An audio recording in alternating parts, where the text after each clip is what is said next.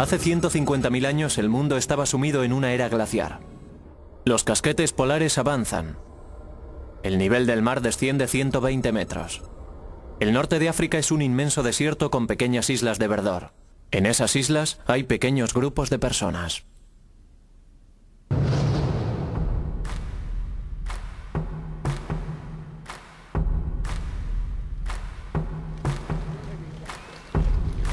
Son los primeros humanos modernos, reconociblemente parecidos a nosotros en físico, intelecto y habilidades.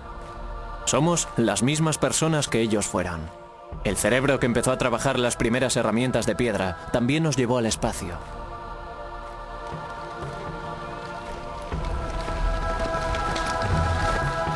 Son cazadores-recolectores que viven en grupos muy diseminados, que todos los años recorren grandes distancias, refugiándose donde pueden, recogiendo semillas y frutas.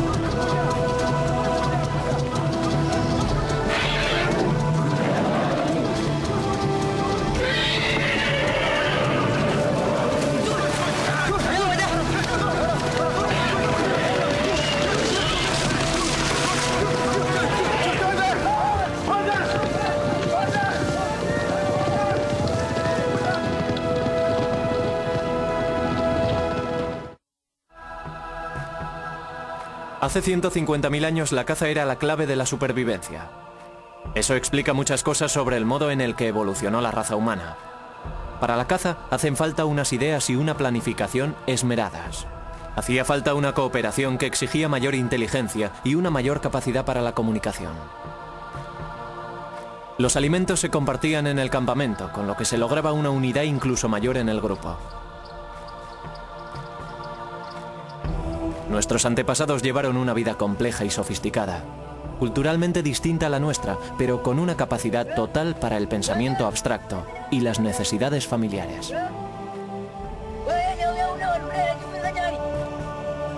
Las huellas genéticas están empezando a revelar más secretos de lo que jamás creímos posible.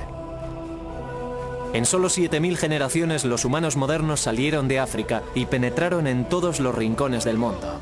Y a través del ininterrumpido hilo genético que nos une a nuestro pasado, podemos comenzar a comprender por qué sucedió.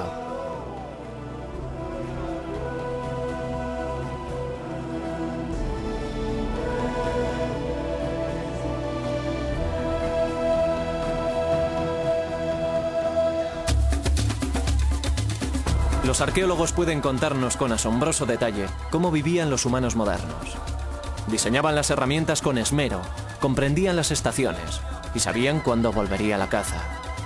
Almacenaban materias primas para utilizarlas posteriormente y trataban con todos los grupos que había a cientos de kilómetros de distancia. Entendían claramente el concepto de pasado y futuro y enterraban a sus muertos.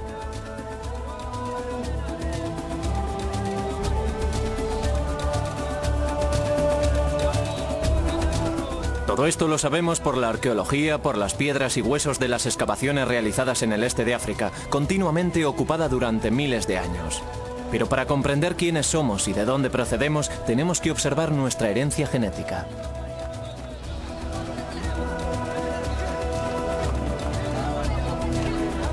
La Eva genética. La mujer de la que todos descendemos no era la única mujer viva en aquella época, ni siquiera la más fértil, sino que sus genes mitocondriales fueron los que más éxito tuvieron y los únicos que sobrevivieron.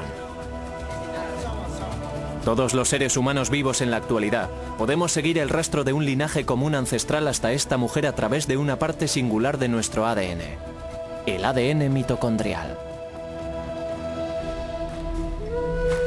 El ADN, el ferroprusiato de la vida, es nuestro código molecular propio y nos define de un modo inmanente a todos y cada uno de nosotros. Las mitocondrias son diminutas estructuras que se encuentran en el interior de casi todas las células humanas. Son distintas al ADN cromosómico normal, que dicta nuestra estatura o el color de nuestros ojos. Los hombres las heredamos de nuestras madres, pero no se las podemos pasar a nuestros descendientes.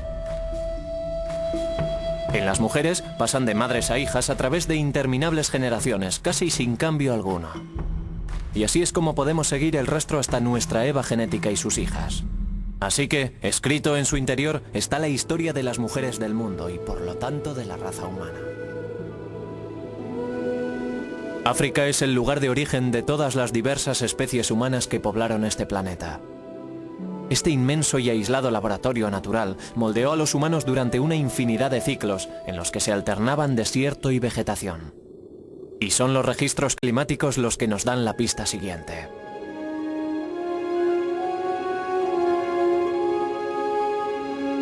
Los humanos modernos emprendieron muchas veces la larga caminata de salida de África, asentándose en distintas partes del viejo mundo, pero no sobrevivieron.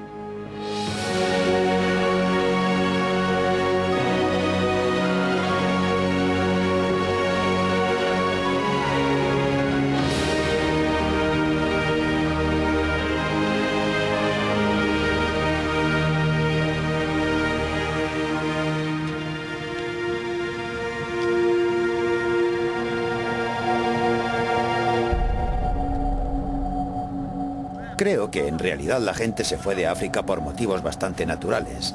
Se iban en busca de comida, en busca de recursos, en busca de tierras. No iban en busca de nuevos continentes. Al final sí lo hicieron, pero al principio era solo el proceso natural de moverse y seguir. Quizás a manadas de animales o tal vez fueran los cambios climáticos los que causaron las migraciones del norte de África hacia las regiones colindantes.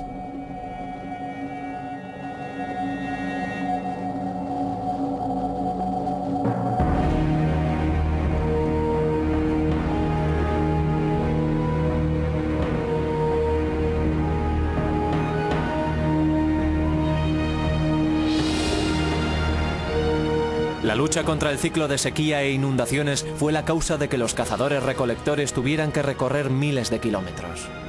Este grupo, siguiendo a la caza hacia el norte, llegó a Egipto y se adentró en Israel. Pero en el mundo moderno no hay rastro alguno de sus genes.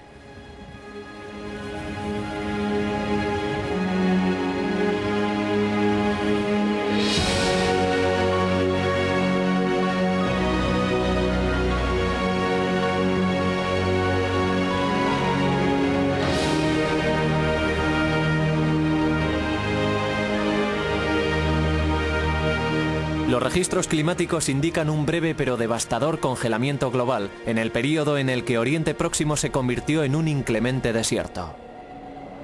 Atrapados en el cuadrante norte del Sáhara, no tenían posibilidad alguna de dar vuelta atrás y muy pocos sitios en los que refugiarse.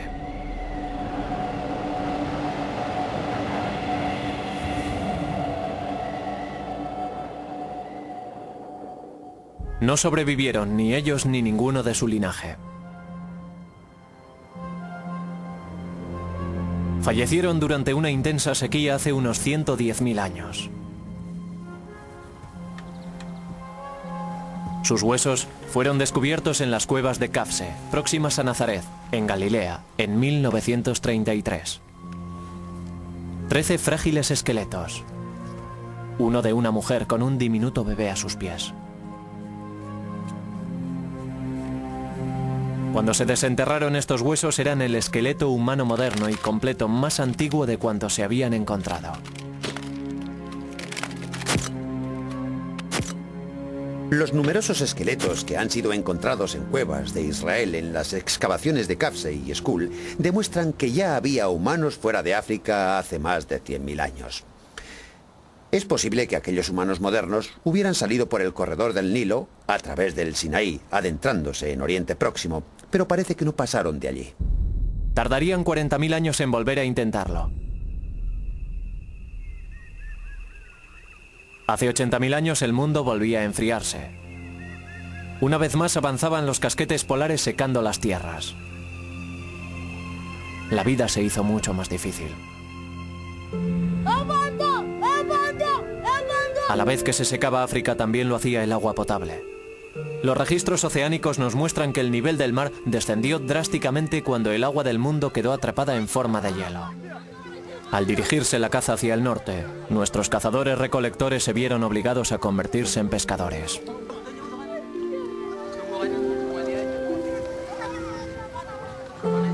Esta es nuestra Eva, nuestra nueva familia. Descendientes directos de las hijas de la Eva genética original de hace 150.000 años.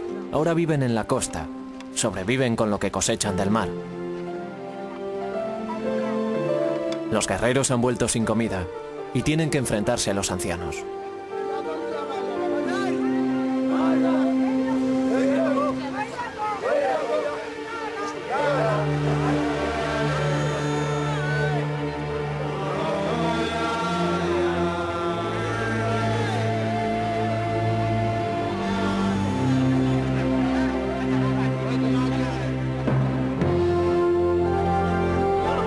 Nuestra supervivencia ha estado siempre a merced del clima.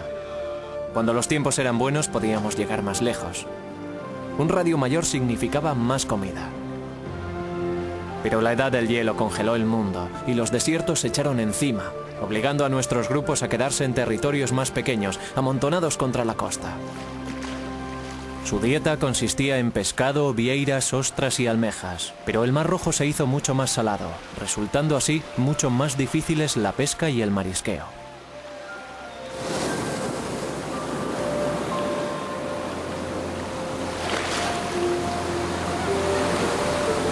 Hasta hace poco, había muy pocas pruebas de que nuestros antepasados hubiesen ocupado las zonas costeras del este de África o de que hubiesen explotado los recursos marinos cerca del litoral.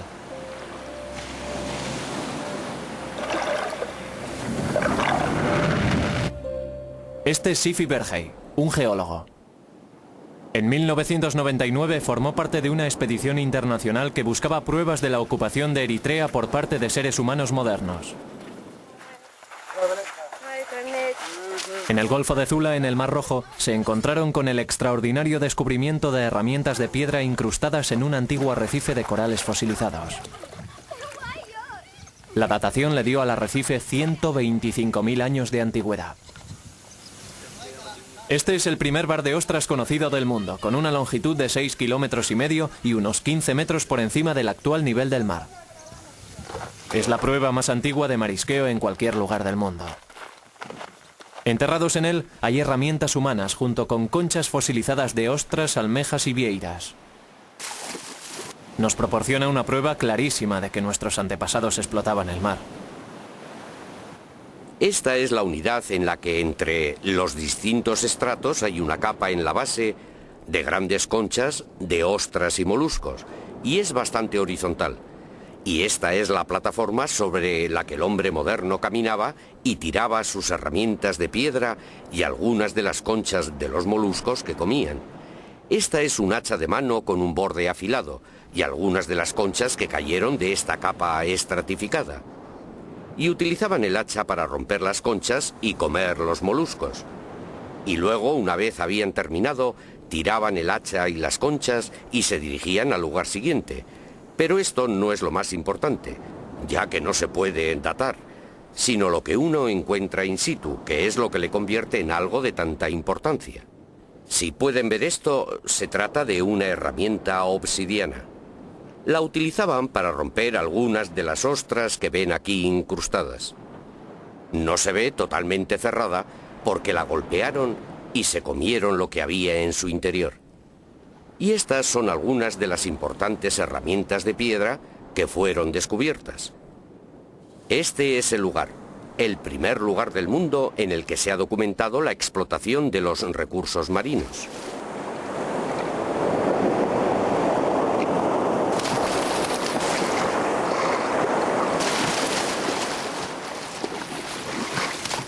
Los restos de estas conchas son además una pista vital sobre los motivos por los que nuestros antepasados realizaron la larga travesía para salir de África.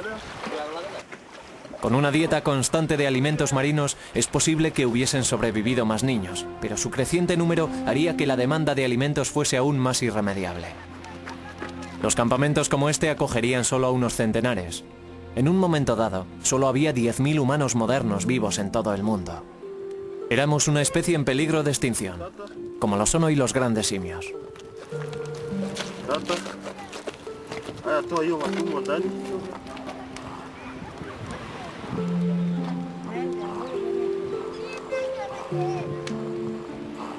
Cuando la pesca y el marisqueo no bastaron ya para alimentarlos, no tuvieron otra alternativa. Para sobrevivir tenían que irse a otro lugar. Al otro lado del Mar Rojo, las lluvias de la estación monzónica regaban las verdes y seductoras colinas de Yemen.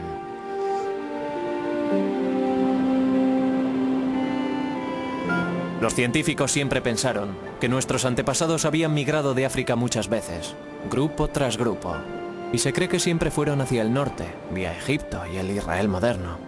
Pero el resto del ADN nos cuenta una historia distinta. El profesor Stephen Oppenheimer es una de las autoridades más prominentes en investigaciones genéticas sobre el seguimiento del ADN. Trabajando conjuntamente con el árbol genético y los ciclos climáticos prehistóricos, fue el primero en tener la extraordinaria idea de que nuestros antepasados salieron de África por una única ruta del sur. Esta playa está en la vertiente occidental del Mar Rojo, en el lado africano. Al otro lado podemos ver las colinas de Yemen. Creo que fue por aquí por donde cruzaron nuestros antepasados durante la primera etapa de su viaje hacia el resto del mundo. Los pescadores de la localidad conocen estos estrechos por el nombre de Puertas de la Desgracia, por las feroces y terribles corrientes que los atraviesan. Pero hace 80.000 años el nivel del mar estaba 45 metros más abajo. Como resultado, aparecieron varias islas y arrecifes que permitieron que nuestros antepasados cruzaran hasta Yemen como si fueran estriberones. El hombre, o los primates a él emparentados, tenía que salir de África finalmente. Pero los cambios climáticos determinaron el momento y la ruta. Azuzados por el hambre, por un hábitat esquilmado y tal vez por los primeros atisbos de la inquieta curiosidad humana por las tierras de enfrente, nuestro preciado grupo de humanos modernos se dispuso a viajar.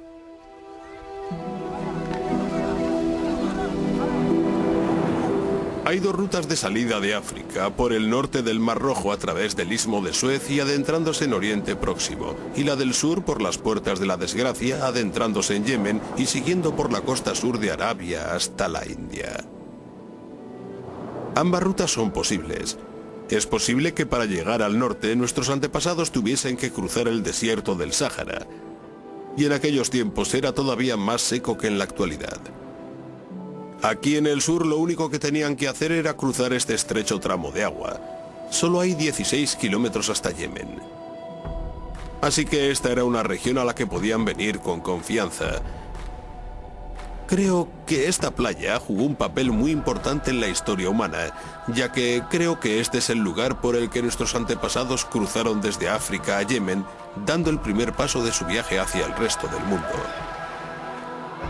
Y este es el único lugar por el que podían salir con éxito de África.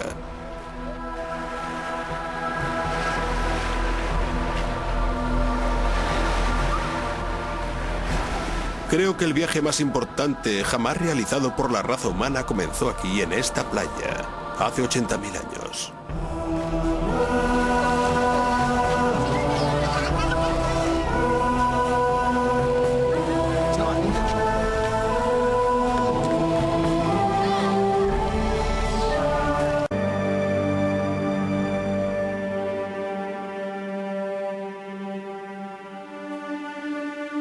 Aquellos que sobrevivieron a la travesía, los que no sucumbieron a los peligros de las Puertas de la Desgracia, llegaron a una tierra virgen.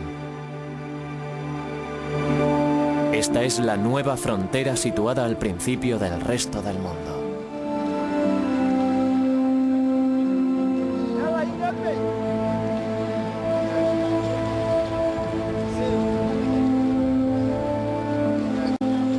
Las playas de Yemen estaban en la orilla de un mundo casi vacío.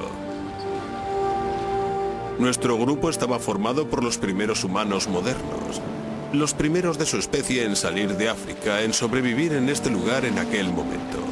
El grupo se encontraba solo en la orilla del Nuevo Mundo. Al llegar a Yemen, la vida debió ser un poco mejor para el grupo de migrantes. Para empezar, el marisqueo en el Golfo de Adén tenía que ser mucho mejor que en el Mar Rojo. Al contrario de las resecas y saladas playas que habían abandonado, Yemen era verde y fértil, con abundante agua dulce, caza y sombreados oasis. Un refugio seguro para que se asentase en él una familia. Es probable que fuera un grupo pequeño, tal vez con un máximo de unas 250 personas. Estarían diseminadas en unidades familiares de 5 a 20 individuos, pero colaborando con los otros grupos de la población. Cualquier número inferior a 200 hubiera sido inviable. No habrían podido superar las epidemias ni la hambruna. Sabemos que Eva y sus hijas se encontraban entre los supervivientes, ya que de ellas descendemos todos los humanos del mundo fuera de África. La nueva ciencia de seguimiento ha abierto brecha. Al utilizar este único e ininterrumpido linaje genético mitocondrial, los científicos construyeron un extenso árbol genealógico señalando las marcas con precisión, organizándolas por períodos y lugares, y en él se ve que una vez fuera de África, nuestros antepasados se dividieron en grupos, yendo algunos en dirección norte y oeste y otros en dirección este y sur. Una vez hubieron abandonado África y Yemen, tomaron caminos distintos para no volver a verse nunca.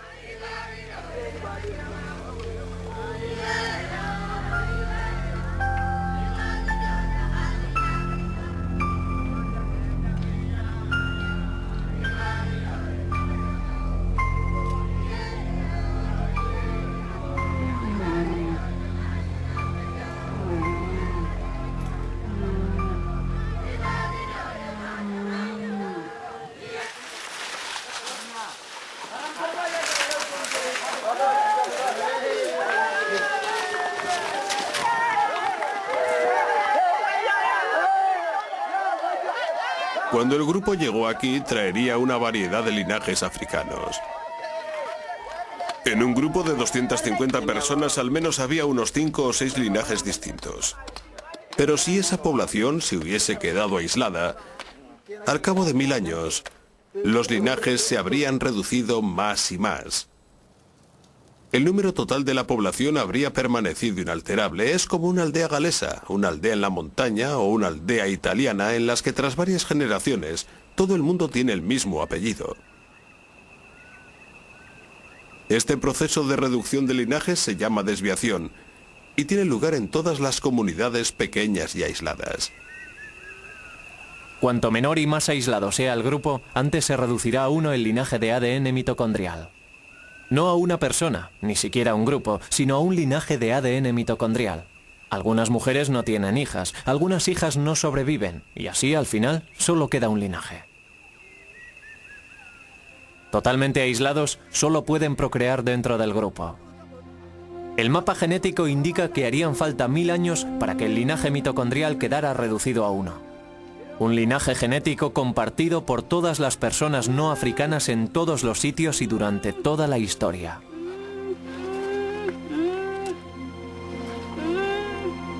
Un único linaje que convence a Stephen Oppenheimer que está en lo cierto sobre nuestra ascendencia africana.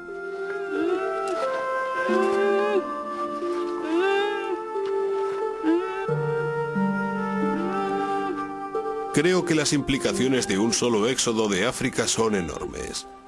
Para empezar está la simple observación de que australianos, papúes, nativos del sudeste de Asia, chinos, nativos americanos, europeos e indios descienden todos del mismo pequeño grupo.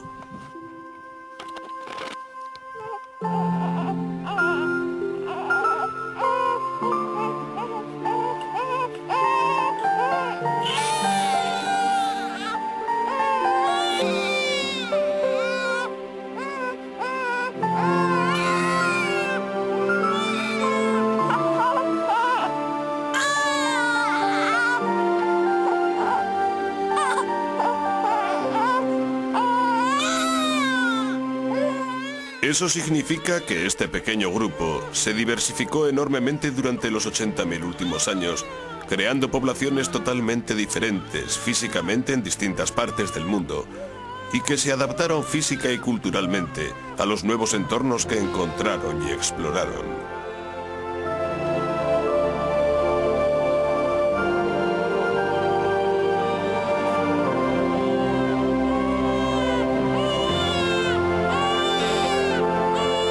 Al salir de África por el Golfo de Adén, las familias se quedaron donde estaban, esperando el próximo cambio climático que les permitiría desplazarse.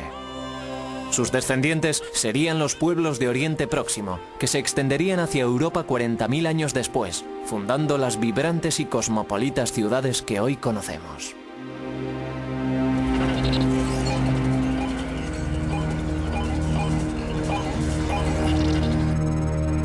Otros siguieron adelante, más allá del Golfo, avanzando hacia el este, mariscando a lo largo de la costa del Océano Índico, buscando lugares cálidos y apacibles en los que detenerse. 6.000 años después de haber alcanzado las playas de Yemen, nuestros ancestros habrían llegado comiendo hasta Malasia.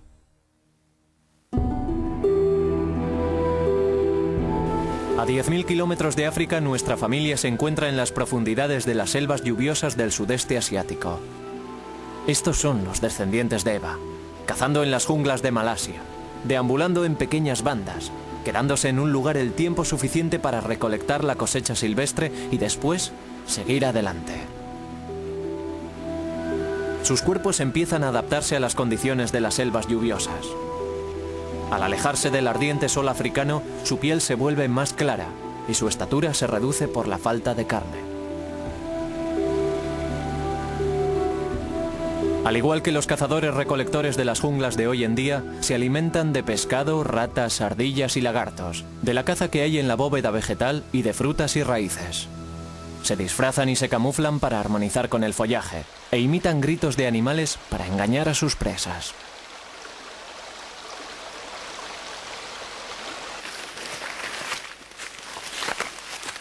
Comparten su vida en la selva con serpientes venenosas, cobras, pitones y animales depredadores. Entre su salida de África y su llegada a Australia, hay pocas pruebas arqueológicas claras de la presencia de humanos modernos y de su asombrosa migración. Ni cráneos, ni esqueletos, ni tumbas. El nivel del mar era más bajo, así que lo que nuestra familia hubiese dejado tras de sí durante su viaje por el litoral ha sido reclamado por este. El rastro genético es lo único que tenemos, y solo al llegar a Malasia aparecen nuevas pruebas para llenar los espacios vacíos.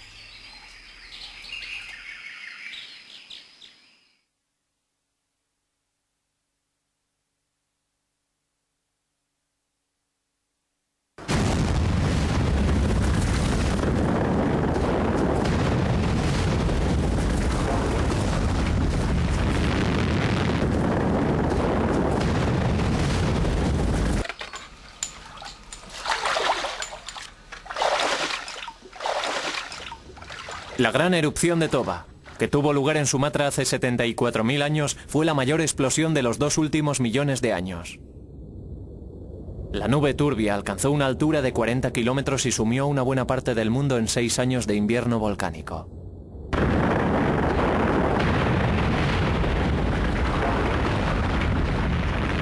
El norte de Malasia, India y Oriente Próximo fueron cubiertos por un mortífero sudario de espesa ceniza volcánica.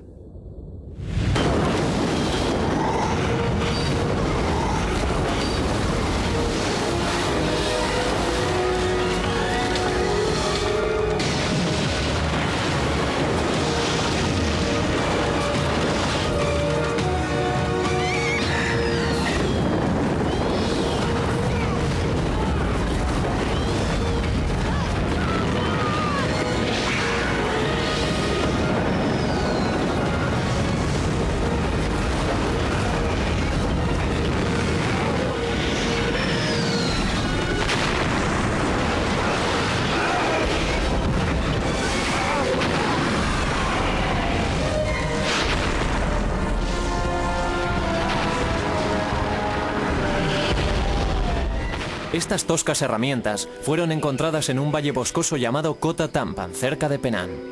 En zonas contiguas hay yacimientos con el mismo tipo de herramientas.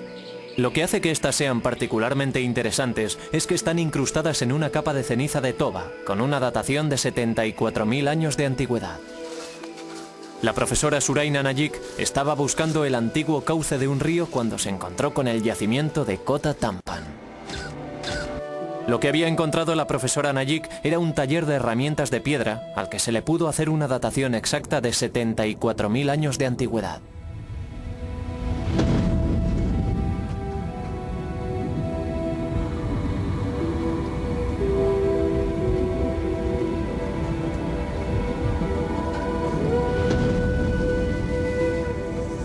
La ceniza cubría la superficie de trabajo. Tenía una datación de 74.000 años de antigüedad.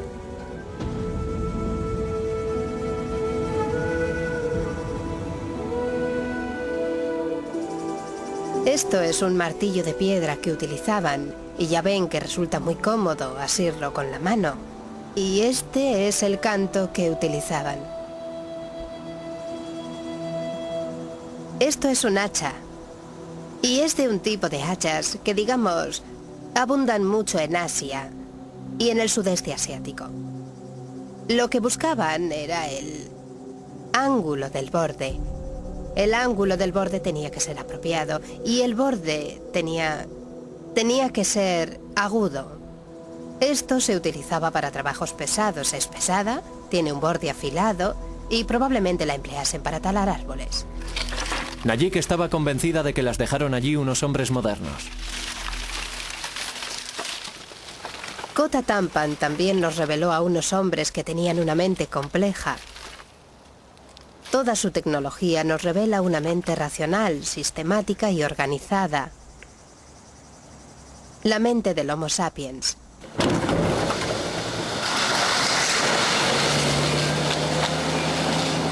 Las herramientas de Kota Tampan son cruciales para la datación de la presencia del hombre moderno en el sudeste asiático. Son la primera prueba tangible que tenemos de todo el viaje desde África a Australia. Combinándola con los análisis genéticos de Stephen Oppenheimer, pueden ser una prueba real de nuestra antigua migración.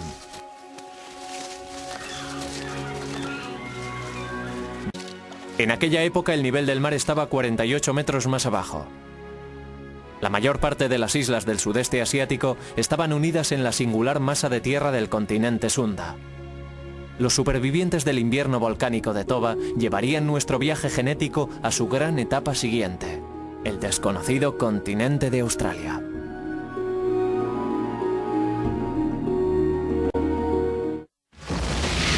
...160 kilómetros de aguas infestadas de tiburones los separaban de la nueva tierra.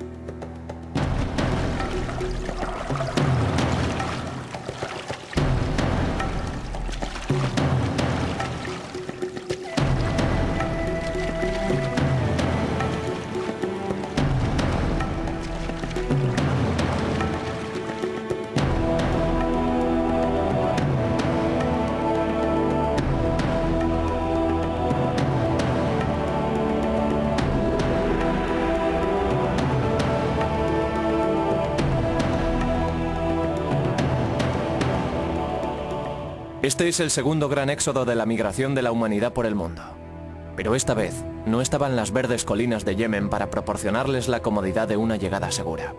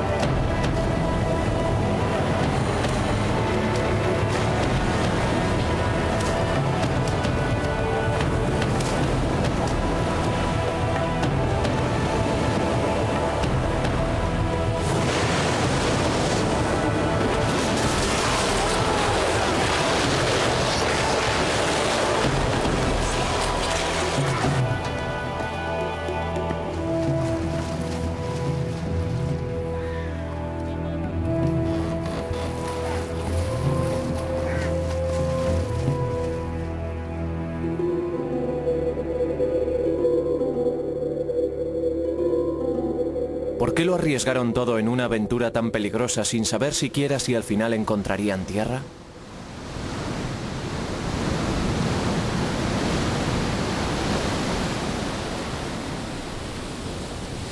Algunos científicos creen que el viento los llevó a la deriva y llegaron accidentalmente a la costa desconocida. Pero nuevas pistas aportadas por las pruebas genéticas dicen que no. Demuestran que los aborígenes australianos tienen varios linajes genéticos únicos que los emparentan directamente con las primeras hijas de la Eva que salieron de África. Tantos linajes portados por tantas mujeres, y llegando en un espacio de tiempo tan breve, sugieren una intención deliberada y no una llegada accidental en balsa. El primer grupo llegó hace 70.000 años. Lo siguieron más grupos durante los 5.000 años siguientes, todos ellos descendientes de la Eva que salió de África. Estas fueron las primeras personas que caminaron por este vasto y vacío continente. Nadie los molestaría durante miles de años.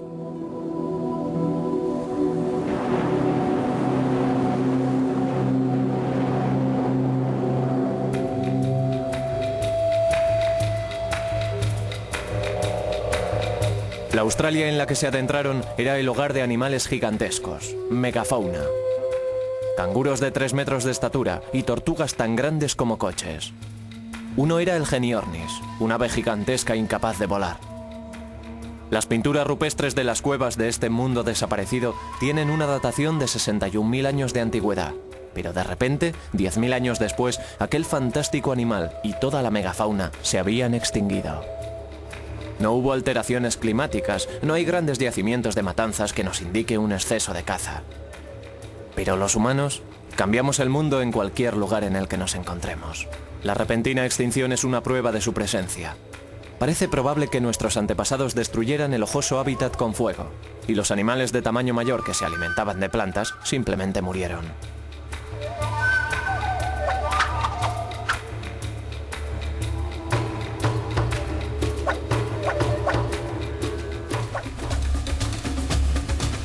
Los aborígenes australianos son un pueblo antiguo, pero ya no se parecen a sus antepasados que llegaron hace tantos miles de años.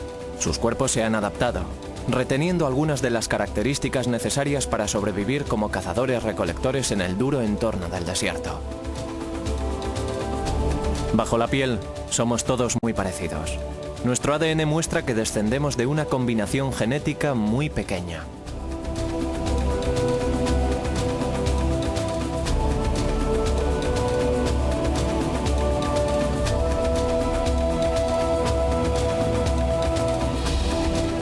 Si observamos el ADN de todos, australianos, africanos, europeos, descubrimos que al comparar el ADN mitocondrial de todos nosotros aparecen menos variaciones, aunque hay series que se han diseminado por todo el mundo, aparecen menos variaciones en nuestro ADN mitocondrial de las que encontraríamos dentro de un pequeño grupo de chimpancés, orangutanes o gorilas. En esos simios aparecen más variaciones, incluso en grupos pequeños, que en toda la raza humana. Pero si todas las personas del mundo descendemos de una combinación tan pequeña de genes, ¿por qué tenemos un aspecto tan diferente? La selección natural y la adaptación al entorno son los factores más importantes. La selección sexual es crucial. El clima impone la forma corporal. Cuanto más frío sea el entorno, más bajos y rechonchos nos volvemos para mantener el calor. La estatura varía en proporción a la dieta. Los asiáticos se volvieron más bajos cuando el arroz se convirtió en su alimento principal en sustitución a la carne. Y ahora que la carne vuelve a su dieta, su estatura vuelve a aumentar. En 50.000 años, la raza humana se ha extendido por la mayor parte del mundo oriental, desde África a la India, a Asia y cruzando el mar hasta Australia. Durante la mayor parte de ese tiempo el mundo estuvo inmerso en una feroz edad de hielo. Grandes mantos de hielo cubrieron una buena parte del hemisferio superior, secando los mares y agrandando los desiertos. Pero el clima estaba empezando a cambiar y podían emprenderse nuevos viajes.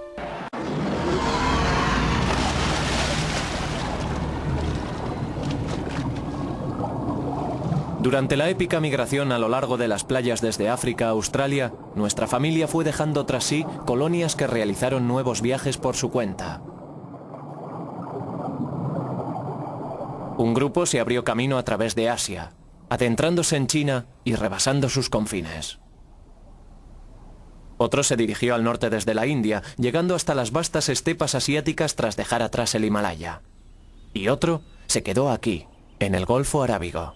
Los grandes lagos de agua dulce permitieron a nuestras familias procedentes de África colonizar estas bolsas de abundante vegetación rodeadas por el desierto.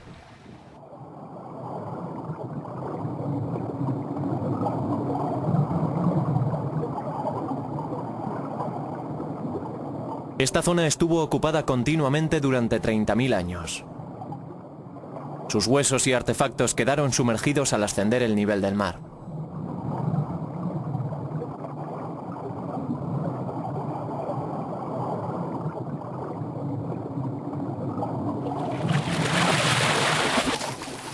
Hace unos 50.000 años y por primera vez, los linajes genéticos comenzaron a extenderse hacia el norte adentrándose en Europa.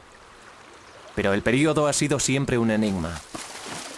Si los humanos modernos pudieron llegar a Australia hace 70.000 años, ¿por qué no llegaron a Europa hasta hace 50.000 años? Es un viaje mucho más corto. Stephen Oppenheimer cree tener la respuesta.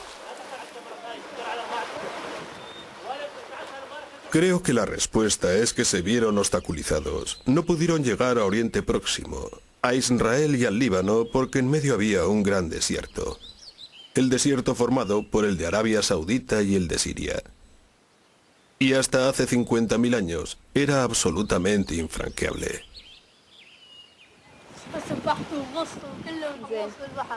El clima era tan árido que la zona fértil, la ruta desde el Golfo hasta el Líbano, Israel y Europa, estaba cerrada. Después, hace 50.000 años, hubo una repentina mejoría del tiempo.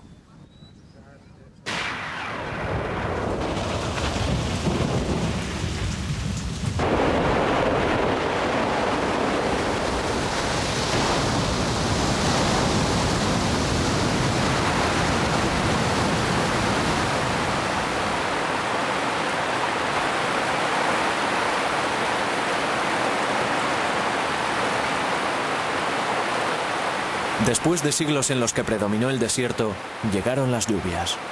Las lluvias monzónicas arrecieron en Arabia y en la India, y la zona fértil fue en aumento. Los ríos se llenaron y la caza se encaminó al norte.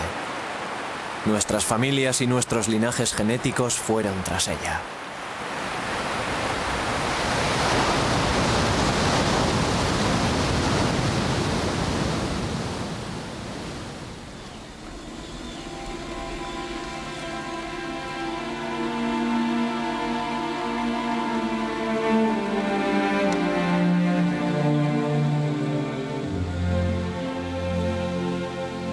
Desde el Golfo Pérsico emprendieron el camino a pie hacia el norte, por el interior de la zona fértil, siguiendo los ríos entre los montes Zagros y el desierto sirio.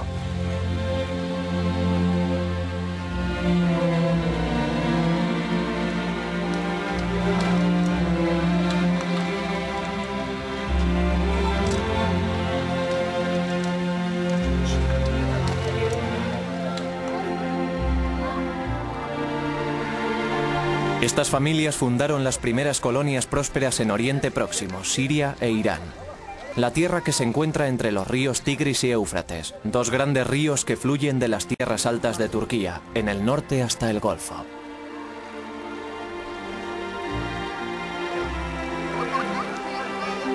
Aquí, aprenderían posteriormente a cultivar la tierra y a domesticar a los animales, convirtiéndose así en los primeros agricultores.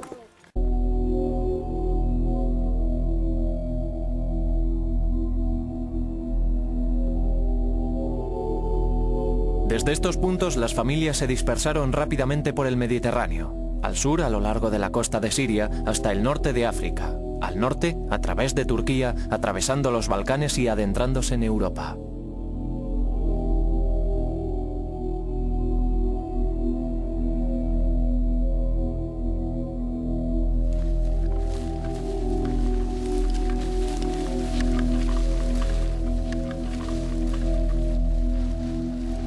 Esta es nuestra nueva familia. descendientes directos de los árabes de las ciénagas del Golfo, penetrando en los desconocidos territorios de Alemania. Pero la tierra en la que se adentran no está vacía. Otros estuvieron allí antes que ellos. Los neandertales han sido dueños de Europa durante más de 250.000 años. En 1856, en el Valle de Neander, en Alemania, unos canteros estaban extrayendo lodo de un lugar que acababan de volar, cuando descubrieron unas costillas, parte de una pelvis y huesos de los brazos y los hombros de un animal grande parecido a un ser humano, y pensaron que era el esqueleto de un oso. Posteriormente, los científicos creyeron que se trataba de un antiguo salvaje del norte que había aterrado a los ejércitos romanos. El profesor Chris Stringer es un experto en neandertales y su mundo. Estas personas fueron conocidas como neandertales. Se convirtieron en el centro de un debate sobre la evolución humana, sobre si era posible que aquellas personas fueran nuestros antepasados o si representaban una extraña derivación de la evolución humana. Aquí tengo un cráneo más completo que el que encontraron en el Valle de Neander, en Alemania. Este fue hallado a principios del siglo pasado en Francia y nos muestra muy bien el aspecto de la cara y la cabeza de los neandertales. Hay un marcado arco superciliar por encima de las cuencas de los ojos. La cara es muy alargada y tiene una enorme nariz. No hay mentón en la mandíbula inferior. Y ahora pensamos que es posible que los neandertales estuvieran adaptados al frío. Evolucionaron en Europa durante miles de años en condiciones más frías que las actuales. Y eso les modeló el físico. Eran bajos y rechonchos, de constitución muy fuerte. Y esta nariz podía ser parte de un mecanismo para inhalar aire frío y seco. Los neandertales fueron frecuentemente considerados unos brutos de pocas luces, pero no lo eran. Eran totalmente humanos. Su cerebro era tan grande como el nuestro. Creo que los neandertales eran una especie distinta a la nuestra. Una especie muy próxima a la nuestra. Una especie hermana. Una especie con la que compartíamos antepasados hace solo medio millón de años, tal vez. Así que, en ese sentido, los neandertales eran totalmente humanos. Estaban 10 veces más próximos a nosotros que los chimpancés. Si se mezclaron con los humanos modernos, sus genes se han extinguido. No hay indicios de su presencia en nuestro mundo.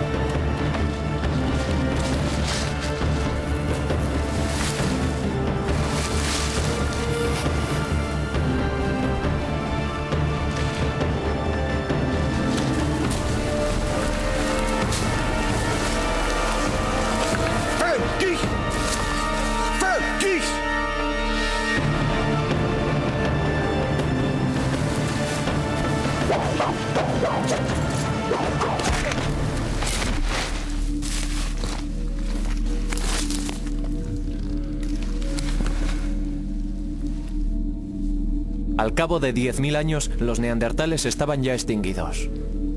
Los humanos modernos borraron todo rastro de sus rivales y ocuparon el espacio que dejaron.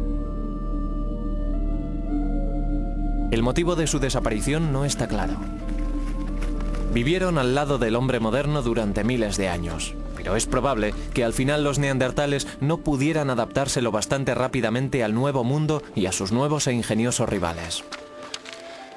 Los neandertales utilizaban el cuerpo para intervenir en la naturaleza. Los modernos humanos utilizaban el cerebro. Aquí tengo un mamut grabado en un trozo de colmillo de mamut, procedente de una localidad francesa, y tiene unos 15.000 años de antigüedad.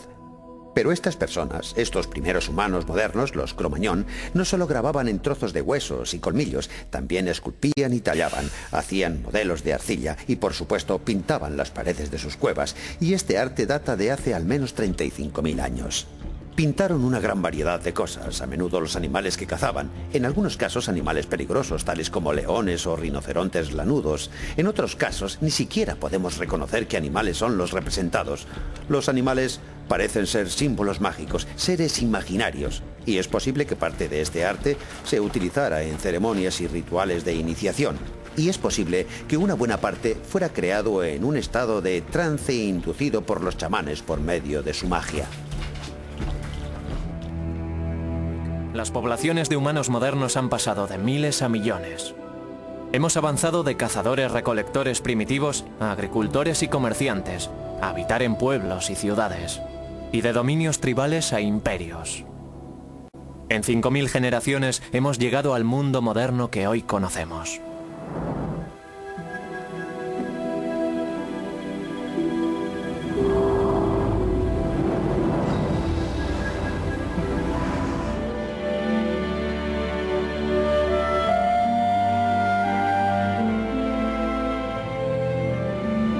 Hace 80.000 años, un pequeño grupo de humanos modernos se enfrentó a los terrores del Mar Rojo y abandonó África para siempre.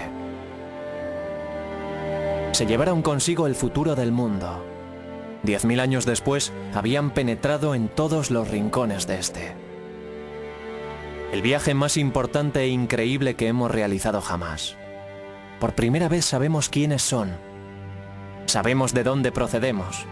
Sabemos que somos las mismas personas que nuestros inquietos e inquisitivos antepasados. Pero hemos llegado al final de nuestra migración. Nos quedan tierras vacías a las que acudir. La ciencia nos dice que una cadena ininterrumpida nos une a nuestro pasado, y entre nosotros. Todos compartimos la misma herencia genética de nuestra antepasada Eva. Quizás sea ese el mensaje más importante que debamos llevar al futuro.